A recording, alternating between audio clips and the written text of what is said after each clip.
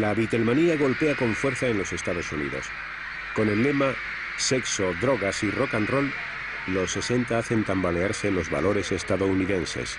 La ética laboral, el servicio militar, incluso los valores familiares corren peligro. La Guerra Fría sigue su curso, pero para una generación ha llegado el momento de hacer el amor y no la guerra.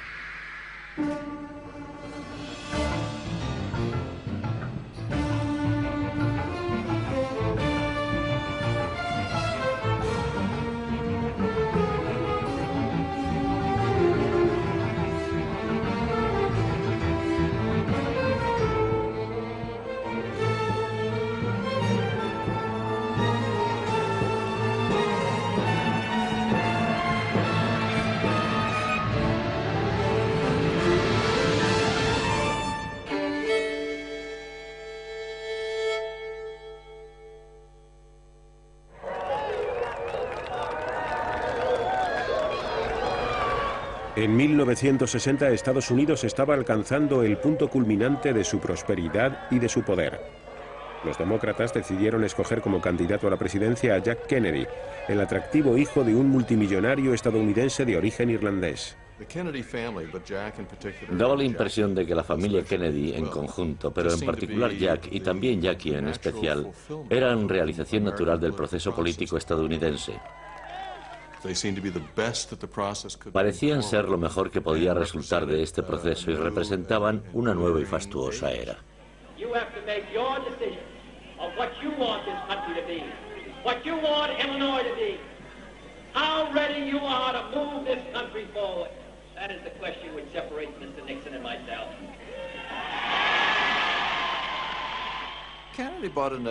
Kennedy aportó una cierta vitalidad y juventud después de los años de letargo que duró el gobierno de Eisenhower, y en cierto modo parecía simbolizar esa pasión juvenil.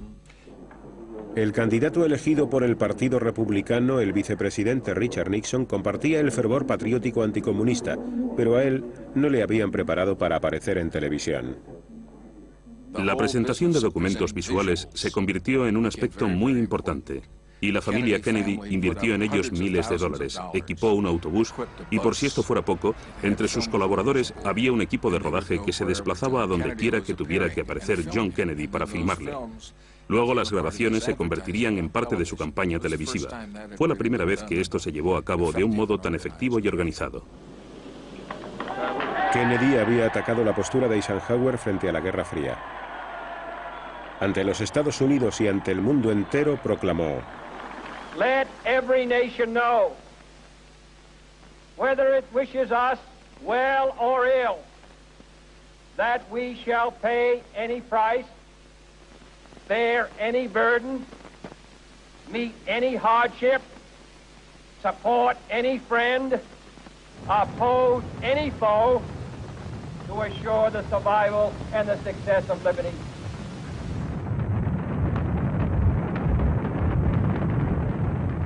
Kennedy incrementó el presupuesto destinado al ejército.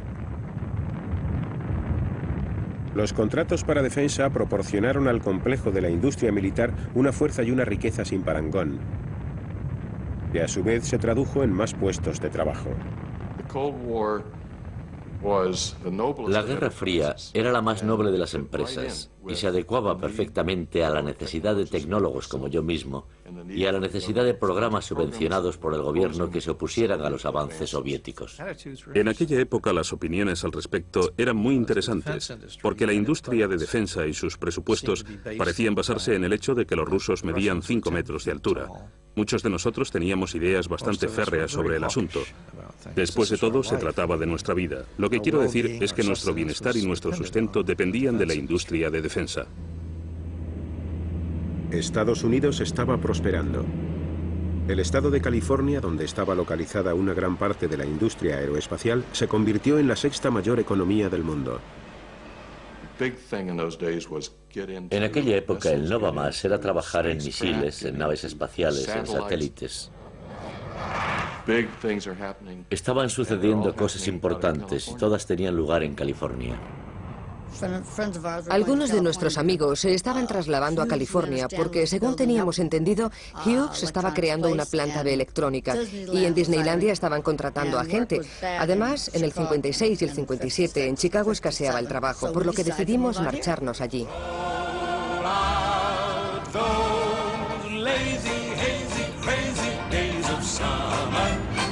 Those days of soda and pretzels and beer. Roll out those lazy, hazy, crazy days of summer. You'll wish that summer could always be here. Roll out those lazy, hazy, crazy days of summer. Those days of soda. Los colonos de posguerra que se instalaron en California dejaron atrás las decadentes ciudades de la costa este y calificaron de idílica la vida aburguesada en un lugar donde siempre brilla el sol. Estuvimos rondando la oficina de ventas hasta que vimos que el mapa de los solares mejoraba y entonces escogimos el lote que quisimos. Hablamos con el agente de ventas y nos dijo que el domingo por la mañana pondrían esa extensión a la venta. Le preguntamos, ¿a qué hora abren el domingo por la mañana? Nos lo dijo. Ese día fuimos a la iglesia temprano y a las 8 de la mañana, debía ser esa hora, cuando la oficina abrió sus puertas, éramos los primeros. Y por $200 en efectivo y un cheque conseguimos nuestro objetivo. Pagamos $10.999. En Chicago, la gente pensaría que por esa cantidad solo podríamos comprar un granero, pero era una casa muy agradable. Tenía 3 habitaciones, un baño y luego la ampliamos. Construimos una valla e hicimos un patio fuera. En la parte de atrás del jardín colocamos un pequeño cactus para que pareciera que estábamos en el desierto. Nos gustaba recordar que vivíamos en California.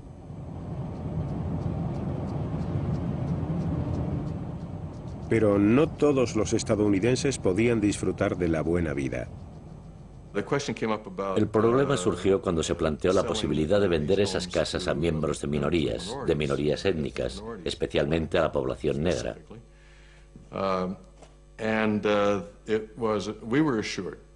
Y nos aseguraron que no tendríamos que preocuparnos por la posibilidad de que esto sucediera.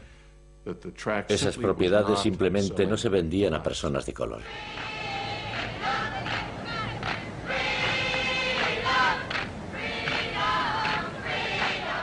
La Constitución y el proyecto de ley sobre derechos no sirvieron para cerrar la brecha abierta por los prejuicios que cada vez adquirían mayores dimensiones en el seno de la sociedad estadounidense. Los afroamericanos también querían libertad. Donde Kennedy hablaba de libertad frente al comunismo, ellos hablaban de libertad frente al hambre, al temor y a la humillación. Nosotros medíamos el racismo por grados, de manera que si vivías en San Luis decías, bueno, podría haber sido peor, podrías estar en Mississippi, ya sabes. Si vivías en Mississippi, entonces decías, bueno, tenemos suerte de que no nos maten a todos. Ese era el tipo de paz.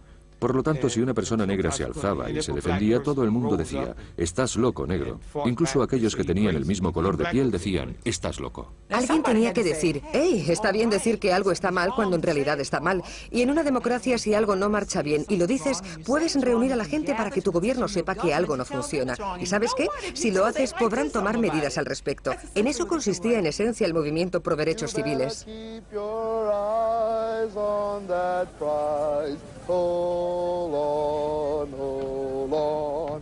En muchos estados del sur, la ley prohibía que negros y blancos viajaran juntos, comieran juntos e incluso que fueran a las mismas escuelas.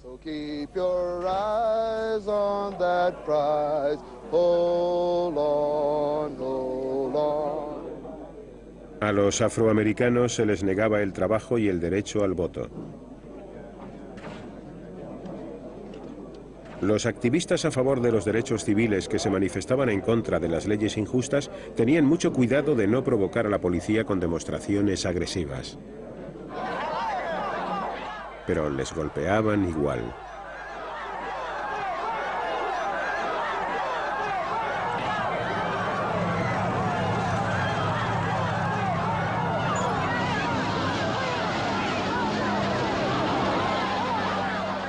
No era la primera vez que blancos armados asaltaban a negros desarmados, pero en esta ocasión lo hicieron ante las cámaras de televisión. La discriminación hacia los negros dañaba la credibilidad de Estados Unidos como campeón de la libertad en la Guerra Fría. El secretario de Justicia Bobby Kennedy instó a su hermano Jack para que respaldara el movimiento de los derechos civiles, pero Kennedy era consciente de que necesitaba los votos de los sureños de raza blanca, por lo que le resultaba muy difícil comprometerse con la causa.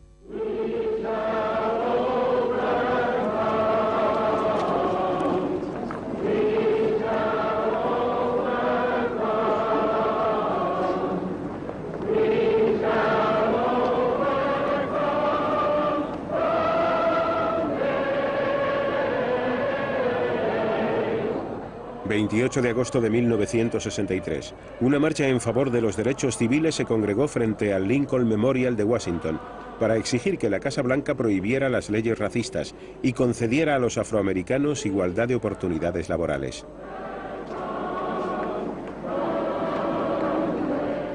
Unas 250.000 personas acudieron a escuchar a un ministro baptista del sur de 34 años.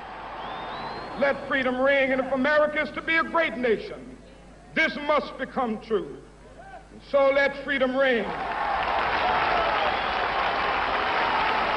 When we let it ring from every village and every hamlet, from every state and every city, we will be able to speed up that day when all of God's children, black men and white men, Jews and Gentiles, Protestants and Catholics, will be able to join hands and sing in the words of the old Negro spiritual, free at last, thank God Almighty, we are free at last. Nunca escuché a King decir una cosa sobre sus amigos blancos cuando estaba ante la cámara y luego en privado otra muy distinta. Nunca los llamaba blancos ni tampoco patanes sureños. De él emanaba siempre el mismo amor. Un día estábamos charlando en una habitación y yo estaba despotricando contra ellos y decía todo lo que se me pasaba por la cabeza, pero él nunca abandonó esa forma de ser llena de amor.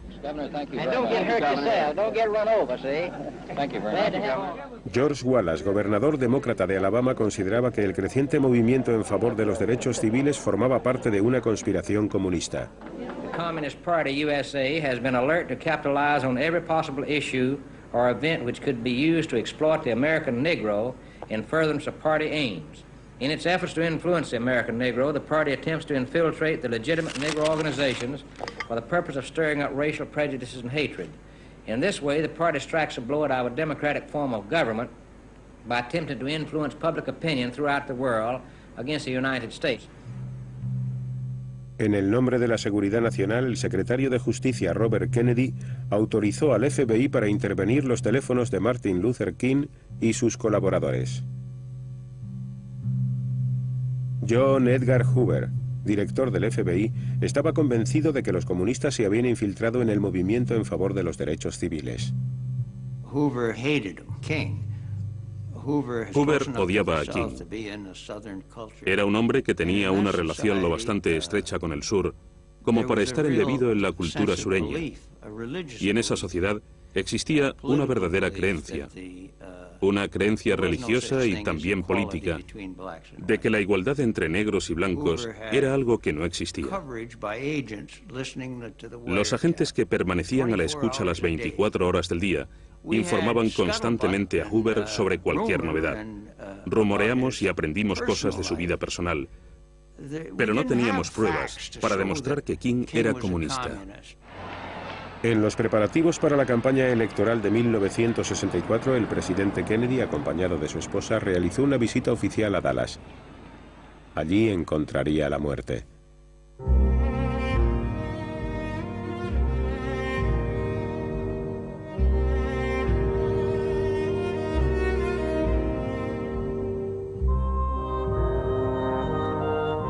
Los estadounidenses trataron de culpar del asesinato de su presidente a los grupos marginales.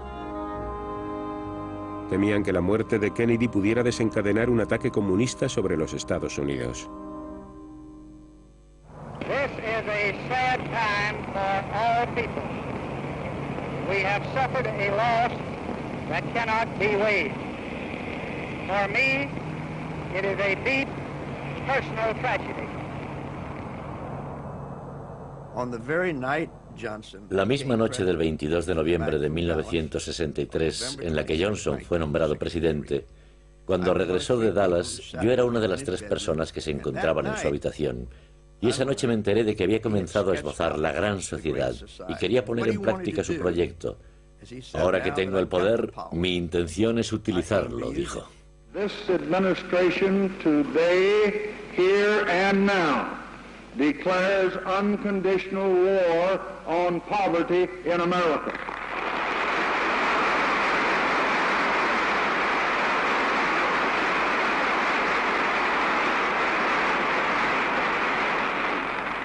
And I urge this Congress and all Americans to join with me in that effort. En uno de los países más ricos del mundo, millones de personas vivían en la pobreza y carecían de una vivienda decente, de asistencia sanitaria y de educación. Entre la población negra, el desempleo alcanzaba cotas 9 veces más altas que entre los blancos. El núcleo de la visión que tenía Johnson de una gran sociedad era la abolición de la discriminación racial. En julio de 1964, Johnson firmó el proyecto de ley sobre derechos civiles. He uses nearly 100 pens to affix his signature and date. Souvenirs go to Republican leader Everett Dirksen and Democratic whip Hubert Humphrey. The president seems to have mastered the art of just touching each pen to the paper.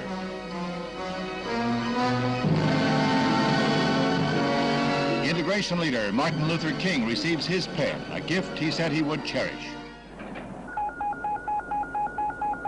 Attention all bases, attention all bases. This is Iron Hand, this is Iron Hand.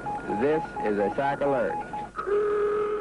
El almacenamiento de armamento militar para la Guerra Fría continuaba. Los Estados Unidos siguieron en alerta máxima ante el temor de que se produjera un ataque soviético. Se prepararon para llevar a cabo un contraataque a una escala inimaginable.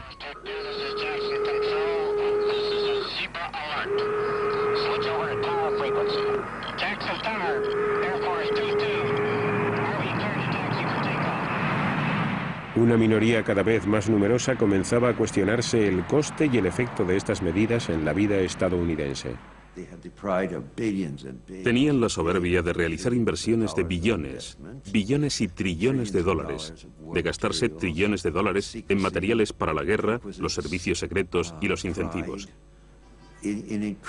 Tenían la soberbia de admitir una conspiración silenciosa en torno a lo que se suponía era una nación democrática. La industria de defensa se reveló como un empresario muy generoso. El Pentágono presentaba la maquinaria militar como la defensora del sueño americano. The day begins and gives new meaning to the words of Walt Whitman. Everything comes out of the people. Everyday people. The people as you find them. And leave them. People. People. Just people. La vida de este vecindario era muy buena, la verdad. Todos teníamos trabajo y sabíamos que no lo perderíamos.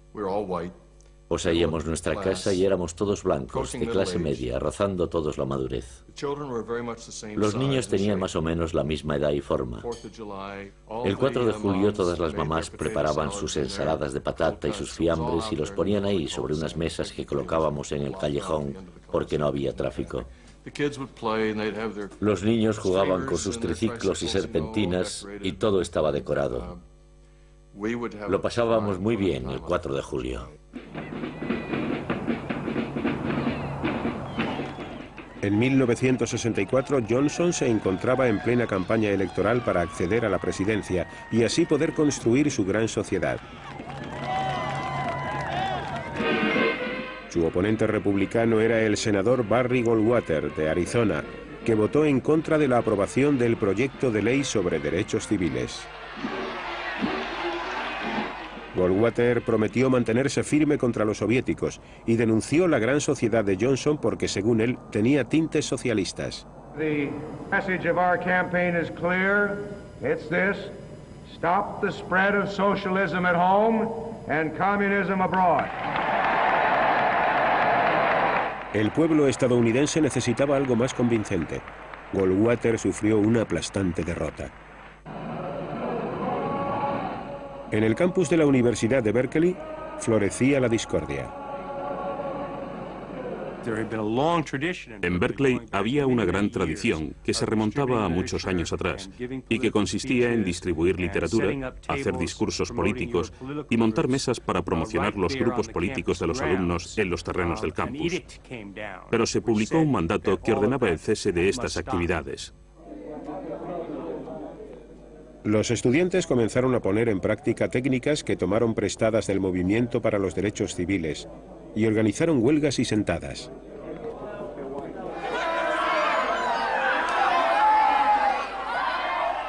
En el enfrentamiento con los estudiantes, la policía empleó métodos aún más violentos. La prensa y el público cada vez sentían menos simpatía por ellos. Algunos miembros de los servicios de prensa dijeron que el 49% de nosotros éramos comunistas, y a veces veías gente que llevaba distintivos en los que rezaba «formo parte de ese 49%». Y esto era un problema muy grave. Fue un punto crucial porque a mí me aterrorizaba que me llamaran comunista. Era algo que me asustaba porque yo quería trabajar como profesora en una escuela pública, y ser tachada de comunista podía acabar con mi carrera. Eso y ponerme una de esas insignias o cantar algunas de las canciones que habíamos compuesto, como esa que decía «Hay 5.000 estudiantes en la plaza, los micrófonos suenan, están hablando a la multitud». Estoy segura de que según las reglas esto no está permitido, pero yo no hubiera podido articular ni una sola palabra de esta canción porque me aterrorizaba la posibilidad de que me tacharan de comunista.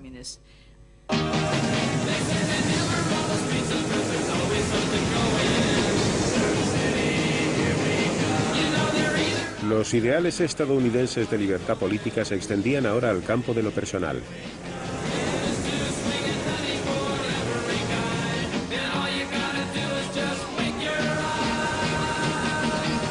La búsqueda de la felicidad parecía incompleta sin el ejercicio de las libertades sexuales.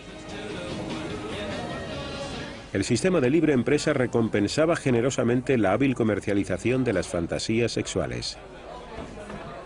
Good evening. My name is Vera, and I'm going to be your bunny tonight. La filosofía que siempre, con la que crecí y que he defendido en la serie editorial, era realmente la de la libertad personal, la libertad política y la libertad económica.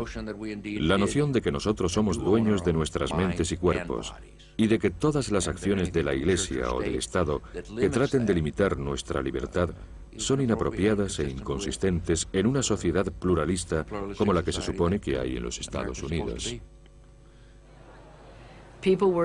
La gente decía que no tenía por qué haber nada malo en practicar el sexo antes del matrimonio.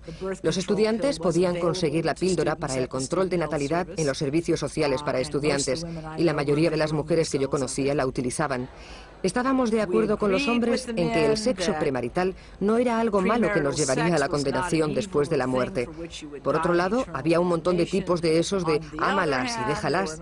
Entonces, ¿cuáles eran exactamente las reglas del juego? Fue una época muy dura para las mujeres. Los hombres norteamericanos seguían marchando a la guerra. En marzo de 1965, el presidente Johnson comenzó a enviar tropas de tierra a Vietnam. Inside the Army base at Oakland, California, a scene reminiscent of the recent past. The years of the Korean and World War II campaigns is reenacted by yet another generation of young Americans. Al principio, cuando pensaba en Vietnam, me decía a mí mismo que el país corría un riesgo potencial. Aquí tenemos una nueva oportunidad de demostrar nuestra fuerza al mundo comunista. Verían nuestra habilidad, nuestra ciencia, nuestra industria y nuestra técnica, cualesquiera que fueran. ¡Qué maravillosa oportunidad! El famoso discurso inaugural en el que Kennedy decía: no os preguntéis qué puede hacer vuestro país por vosotros, sino lo que vosotros podéis hacer por vuestro país, era realmente un llamamiento a mi generación, o al menos a una parte de mi generación. Éramos los nuevos romanos y nos enfrentábamos a los bárbaros que se agolpaban en las fronteras de la nueva Roma. Me uní a los marines porque experimentaba ese sentido de patriotismo, y cuando nos mandaron a Vietnam todo estaba bien y encajaba, era lo que se esperaba de nosotros. Silver wings upon their chest, these are men America's best. 100 men. A pesar de que se enviaron más efectivos de los previstos, la guerra de Johnson en Vietnam contaba con el apoyo del pueblo.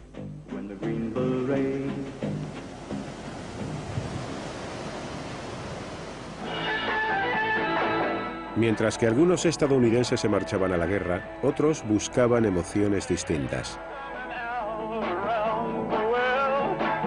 Rechazaban el materialismo estadounidense no en favor del comunismo, sino del amor, la paz y el rock and roll.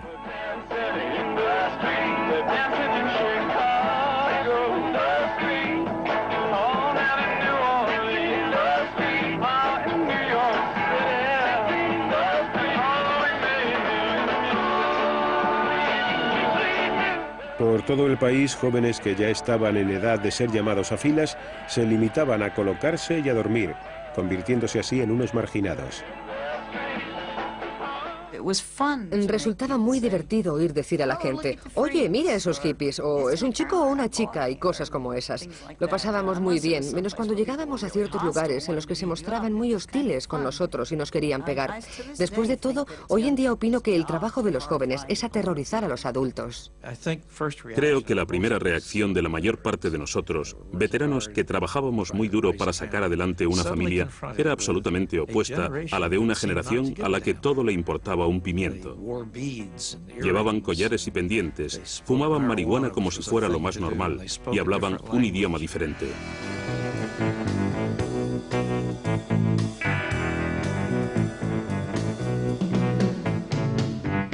Estos jóvenes estadounidenses rechazaban la ética laboral y la monogamia en favor de la espontaneidad, la sensualidad y las drogas psicodélicas. Teníamos conciencia cósmica, nos creíamos Dios y lo comprendíamos todo. Y rápidamente comencé a perder la paciencia con el resto del mundo, que aún seguía tomando parte en guerras y haciendo cosas estúpidas. Por lo general, los chicos de las flores iban a su aire. La policía, que se vio obligada a desempeñar el papel de padre severo, casi nunca sabía cómo reaccionar. Yo estaba totalmente convencida de que la revolución tendría lugar y no sería necesariamente una revolución de sangre y armas. En tan poco tiempo me resultaría difícil decir lo que yo pensaba que iba a ocurrir. Lo único que sé es que me complacía decir: al tiempo que nacen muchos de nosotros, otros muchos de ellos mueren. Creía que lo único que teníamos que hacer era enseñarles y entonces se darían cuenta: oh sí, es mejor vivir de esta manera, esto es mucho mejor que la guerra. La inmensa mayoría de los estadounidenses rechazaba la nueva contracultura de los jóvenes. La estrella de Hollywood, Ronald Reagan, acababa de ser nombrado gobernador republicano de California.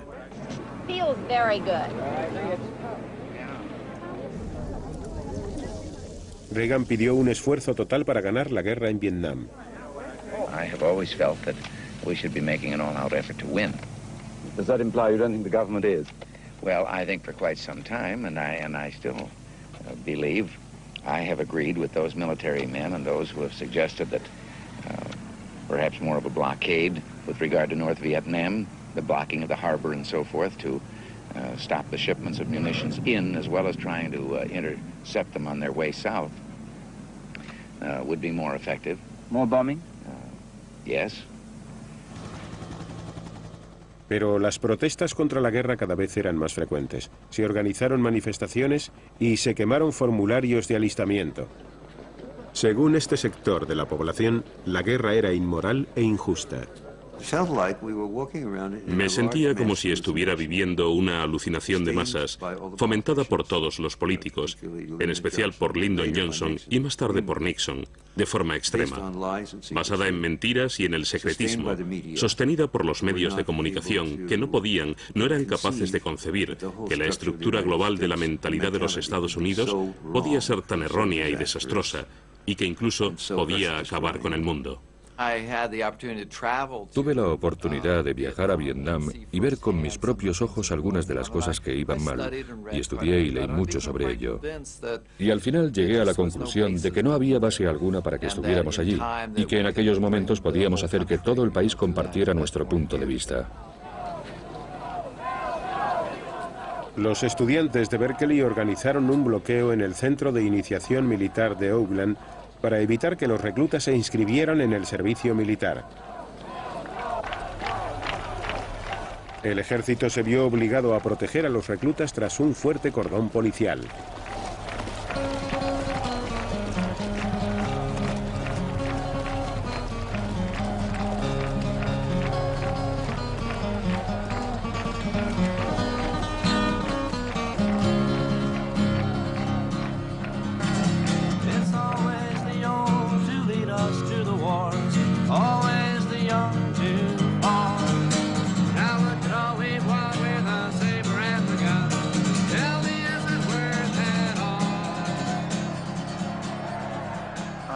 Recuerdo la primera vez que me gasearon. La verdad es que no fue muy divertido. Era típico que las líneas policiales estuvieran ahí y las de los estudiantes enfrente. Entonces tuvo lugar una especie de tira y afloja ritual. Y luego esos muchachos sacaron unos botes de spray y nos rociaron con ellos. Y de repente creímos que nos habíamos quedado ciegos.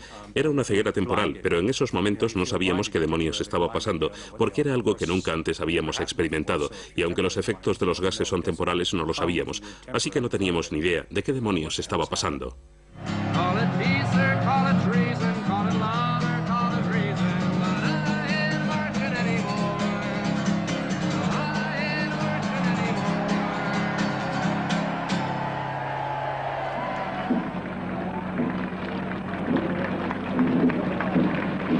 La mayoría de los estadounidenses apoyaba al presidente Johnson en la guerra de Vietnam. Algunos consideraban que quienes se manifestaban en contra eran poco menos que traidores. 99% of the people in this country are terrific Americans and disagree entirely with flag burnings, carrying enemy colors, giving medical supplies to the enemy, etc. Muchos de ellos no entendían por qué Johnson no utilizaba más potencia de fuego para terminar la guerra. Pero el presidente no quería arriesgarse a desencadenar un conflicto de mayores dimensiones. La única motivación de Johnson era tratar de salir de allí, o como dirían en Texas, sacar el culo de esta guerra. Pero no sabía cómo. No podía limitarse a rendirse y retirar a los soldados de manera unilateral, porque entonces el enemigo hubiera dicho: tú, cobarde gallina, eres una vergüenza para la nación de los Estados Unidos y estás escupiendo en su bandera porque has echado a correr con el rabo entre las piernas. La guerra de Johnson seguía su curso.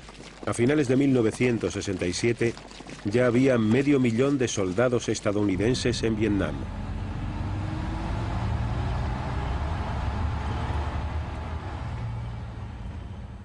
Organizamos una congregación en contra de la guerra y nos centramos sobre todo en un aspecto. Un 26 o un 28% de los soldados que morían en las líneas del frente en Vietnam eran negroamericanos a los que en su país no se les reconocía los mismos derechos que a los blancos.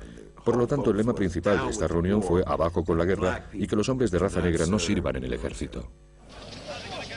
Millones de personas se enteraron de la noticia cuando un peso pesado del boxeo, el campeón Muhammad Ali, hizo caso omiso de la llamada a filas y declaró su afiliación a una causa no estadounidense, el Islam. Shortly put, are the black Muslims taking you for a ride? I said not black Muslims, Muslims. I beg your pardon, are the Muslims taking you for a ride? No, the white people have been taking us for a ride for the past 400 years in America. En el gueto negro de Oakland, California, los activistas eran entrenados como paramilitares para participar en lo que ellos consideraban una guerra civil contra las fuerzas de policía racistas. Huey Newton estaba a la cabeza de este movimiento que se denominaba a sí mismo Panteras Negras. Mientras que los pacifistas ofrecían flores, los panteras encañonaban con sus armas. Cogimos nuestras armas y le hicimos saber a la policía que tenemos pipas y vamos a ejercitar, como Huey solía decir, ese derecho constitucional a observar a los demás, les guste o no. Eso es lo que decía Huey. Entonces nosotros decíamos: muy bien, Huey, sí, eso es lo que estamos haciendo. Pero al llegar a cierto punto la policía decía: no tenéis derecho a observarnos. Y entonces Huey aducía: no, la resolución del Tribunal Supremo del Estado de California establece que todo ciudadano tiene derecho a observar los esfuerzos de una un oficial de policía que cumple con su deber siempre que se mantenga a una distancia razonable. Y en esta disposición precisamente se estableció dicha distancia entre los 2 y los 3 metros. Y ahora mismo estoy a unos 4 metros de donde usted se encuentra y le voy a observar, le guste o no. Ahora imagínese a 30 o 40 chicos negros observando y escuchando todo eso. Y de repente una mujer dijo, vamos, díselo a la cara, hermano. Es decir, esto era algo que cautivaba la imaginación, los sentimientos y las emociones. Entonces otro chico negro dijo rascándose la cabeza, vaya, ¿qué clase de negro es ese? Los guetos de los negros estadounidenses ahora se habían convertido en campos de batalla. En el verano de 1967 hubo disturbios en Newark y Detroit. En Detroit, la policía solicitó un presupuesto de guerra de $9 millones para comprar equipamiento militar. Para demasiados estadounidenses, la gran sociedad de Johnson era una farsa.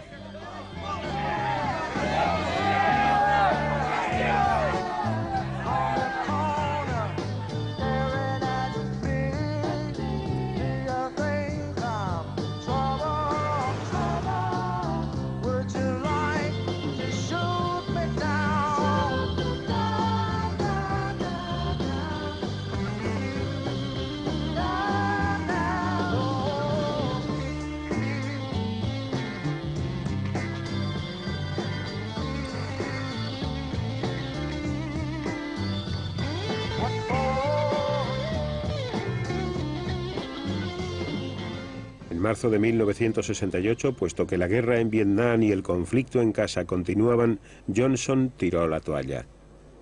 Declaró que no se presentaría a un segundo mandato como presidente. Martin Luther King aún seguía persiguiendo su sueño. So I'm happy tonight. I'm not worried about anything. I'm not fearing any man. Mine eyes have seen the glory of the coming of the Lord. La noche siguiente, un pistolero blanco asesinó a Martin Luther King.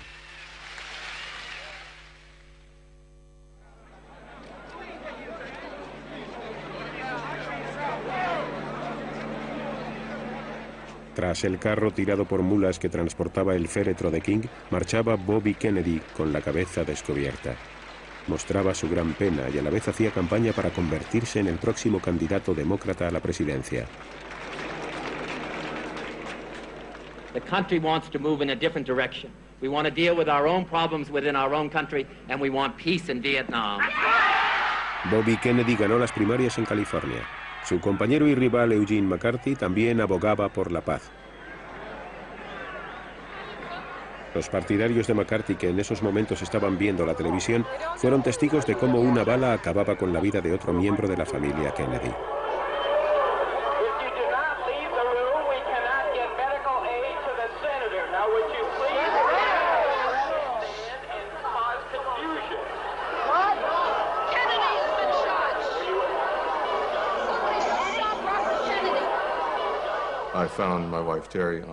Encontré a Terry, mi esposa, sollozando en el sofá. Me había despertado y al no encontrarla a mi lado en la cama me pregunté dónde habría ido. Y estaba allí en el sofá porque aún seguían dando la noticia y las repeticiones del asesinato. Yo aún no me hacía la idea. Pensé que eso demostraba que estábamos enviando a muchos hombres buenos hacia la muerte.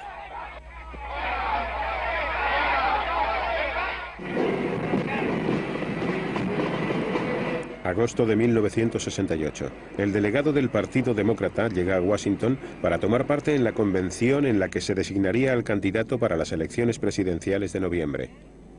El asunto más candente era la guerra en Vietnam. El vicepresidente Hubert Humphrey venció y fue elegido como candidato. Apoyaba el sueño de Johnson de construir una gran sociedad y en público también la guerra de Vietnam.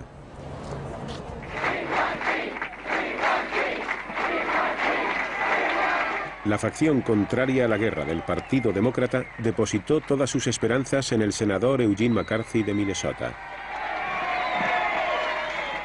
Cuando me presenté en el cuartel general situado en el hotel, los miembros del servicio secreto me dijeron: en esta sala no hay micrófonos, aquí puede decir lo que quiera, pero no hable por teléfono porque lo han intervenido, sabemos. Las autoridades estaban nerviosas. Se esperaba que unas 100.000 personas se manifestaran en Chicago en contra de la guerra.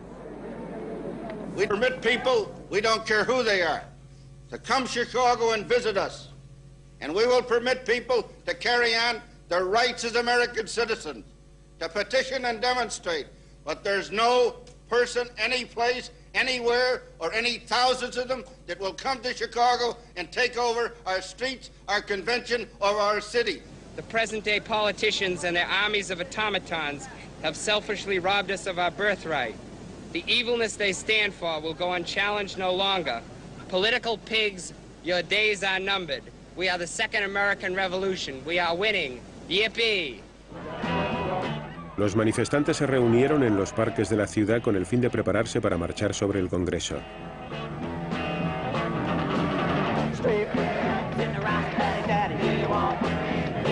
El mayor Daley no tenía ninguna intención de dejar que se manifestaran en ningún lugar y quiso echarles de los parques. Querían un punto de reunión y ese lugar sería el parque. Daley dijo, no podéis dormir en el parque, pero ellos respondieron, dormiremos en el parque. Era su punto de encuentro porque sabían que tendría lugar un enfrentamiento. Dentro del Congreso, Daley comunicó a los delegados de McCarthy que no debían discutir el tema de la guerra en la hora de más audiencia de la televisión. Of the Democratic Party and let them conduct themselves accordingly or clear the gallery. Will the convention be, will the sergeant at arms enforce order in the convention? El día en que el Partido Demócrata tenía que nombrar a su candidato a la presidencia, los manifestantes en contra de la guerra se enfrentaban en el exterior del Congreso a la policía.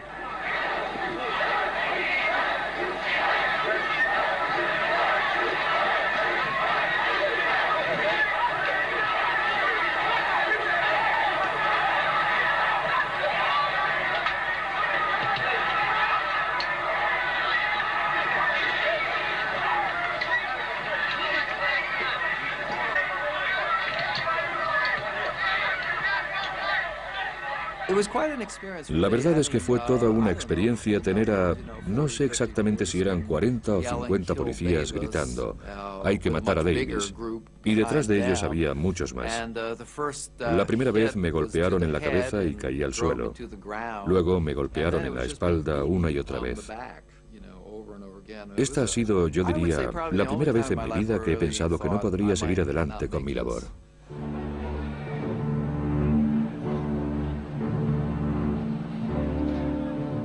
Mientras la convención del Partido Demócrata cerraba filas en torno a Humphrey, los pacifistas hacían su último intento para irrumpir en el Congreso. La policía estaba esperándolos dentro, a ellos y a cualquier persona que estuviera en la calle en ese momento.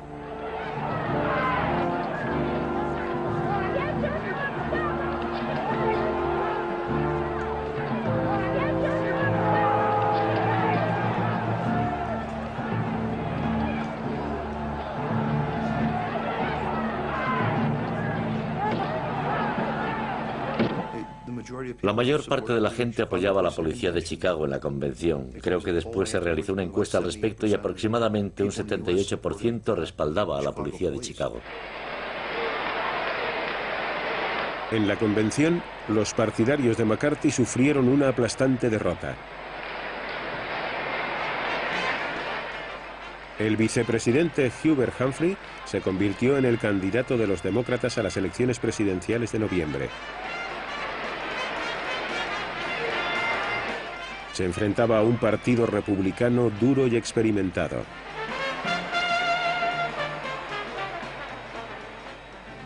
When the strongest nation in the world can be tied down for 4 years in a war in Vietnam with no end in sight, when the richest nation in the world can't manage its own economy, when the nation with the greatest tradition of the rule of law is plagued by unprecedented lawlessness, when a nation has been known for a century for equality of opportunity is torn by unprecedented racial violence, and when the President of the United States cannot travel abroad or to any major city at home without fear of a hostile demonstration, then it's time for new leadership for the United States of America.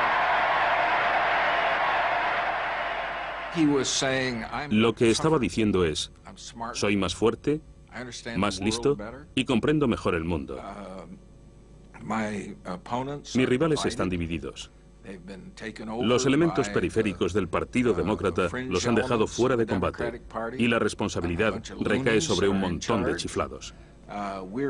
Tenemos estabilidad y sabemos hacia dónde nos dirigimos. Sabéis cómo opinamos sobre las cosas. Podéis confiar en nosotros. No consentiremos que los rusos o los chinos nos den órdenes.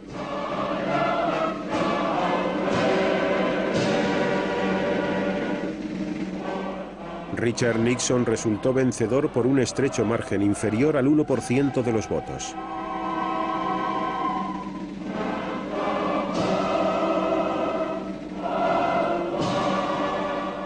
La Guerra Fría en Vietnam seguiría adelante.